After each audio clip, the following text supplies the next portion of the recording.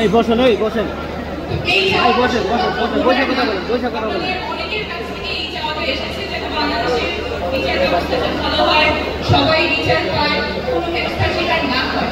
এখন আমাদের বিচার ব্যবস্থা যে ভঙ্গুর অবস্থায় আছে, সেখান থেকে এমন বিচার ব্যবস্থাতে যাওয়া যেখানে সবাই তাদের অধিকার সংরক্ষিত হবে এবং বিচার পাবে, সেটার জন্য কিন্তু সংস্কার প্রয়োজন। যেই সংস্কারের কথাই আমরা বারবার করে বলি। আপনারা কিন্তু বাংলাদেশ বিনির্মাণে যেই স্বপ্ন দেখেন, আপনারা এবং আপনাদের প্রিয়জনেরা যেই স্বপ্ন সেই লক্ষ্যে আমরা কাজ করছি এবং কাজ করে যাব। আপনাদের সাথে আমাদের সবসময় যোগাযোগ থাকবে। আমাদের পার্টি থেকে একটা বিশেষ টিম থাকবে যারা সার্বক্ষণিক আপনাদের সাথে যোগাযোগ রাখবে এবং আপনাদের যে প্রয়োজনগুলো আছে সেগুলো আমরা শুনবো এবং সেগুলোর জন্য কাজ করব। আমরা বারবার সংস্কারের কথা এই কারণেই বলি যে এই যে এত ত্যাগ, এত তিতিক্ষা শাসকের জন্য না, বরঞ্চ আমাদের পুরো শাসক ব্যবস্থা নেই যাতে সাধারণ মানুষের জন্য কাজ করে। এবং এই জন্য আমরা আপনাদের সাথে থাকবো। রাজপথে যখন আমরা নামবো, শহীদ ফ্যামিলির যারা মেম্বার রয়েছে, যারা আহত যোদ্ধা রয়েছে, আমরা রাজপথে যুদ্ধ করেছিলাম। আমরা আমাদের জীবনের মায়া করি নাই। আমরা অলরেডি সবাই শহীদ হয়ে গিয়েছি। আমাদের বুকে আর কোনো ভয় নাই। আপনারা সবাই আবার রাজপথে নামতে রাজি আছেন? ইনশাআল্লাহ আমরা সবাই ঐক্যবদ্ধভাবে রাজপথে নামবো। আওয়ামী লীগের খুনি হাসিনা, বিভিন্ন যারা মন্ত্রী রয়েছে, ব্যবসায়ী গোষ্ঠী যারা হাসিনা রেজিমকে টিকিয়ে রেখেছে, বিভিন্ন বুদ্ধিজীবী যারা, শিক্ষক যারা গত 15 বছরে আমাদের উপরে খুন, গুম, নির্যাতনের নৃশংস হত্যাযজ্ঞ চালিয়েছেন, আমরা তাদেরকে বিচারের কাঠগড়ায় নিয়ে আসতে হবে। গত 15 বছরে আমরা বিচারালয়ে বিভিন্ন জায়গায় দাঁড়িয়ে ঘুরেছিলাম একটি বিচার পাওয়ার আশায়।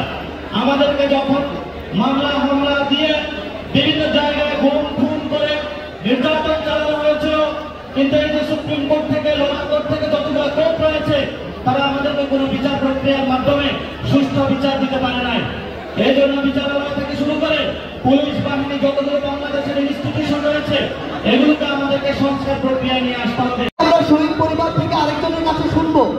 আশুলিয়ায় এই দৃশ্য আমরা কেউ ভুলতে পারিনি। একটা ভ্যানে স্তূপ আকারে লাশগুলোকে রাখা হয়েছিল। ভ্যান থেকে স্তূপ করে ওই স্তূপ থেকে লাশগুলো পর্যন্ত পড়ে যাচ্ছিল। কিছু পুলিশ নামক সন্ত্রাসী লাশগুলোকে টেনে ইস্ত্রি নামাচ্ছিল। ওই ভ্যানে লাশ ছিল, এমন একটি লাশ হচ্ছে আমাদের বীর শহীদ সাজ্জাদ হোসেন সজল ভাই। এই পর্যায়ে অনুরোধ করবো আমাদের বীর শহীদ সাজ্জাদ হোসেন সজল ভাইয়ের বীর আমাদের মাতা, আমাদের মাকে অনুরোধ করবো কিছু বলার জন্য।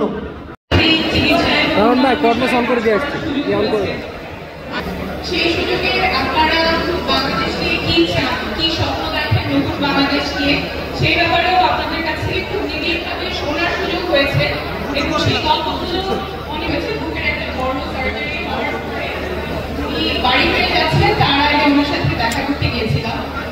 তখন উনি শহীদ আদিমের কথা বলছিলেন, ও কি করতো, ওর কি ভালো লাগতো, যেদিন শহীদ হয় তার আগের দিন চিন্তাগুলো কি ছিল সেটা নিয়ে তিনি কথা বলছিলেন এবং নতুন বাংলাদেশের শহীদ আদিমের বাবা এবং মা তারা কি চান সেটা জানতে চাচ্ছিলাম। তখন কোনো হেনস্থার শিকার হবে না, সবাই বিচার পাবে। পার্টির মাধ্যমে এবং আমাদের অন্যান্য রাজনৈতিক দলগুলোর মাধ্যমে পুরো বাংলাদেশে পৌঁছে দিতে চাই, বিশ্বে পৌঁছে দিতে চাই। এরপর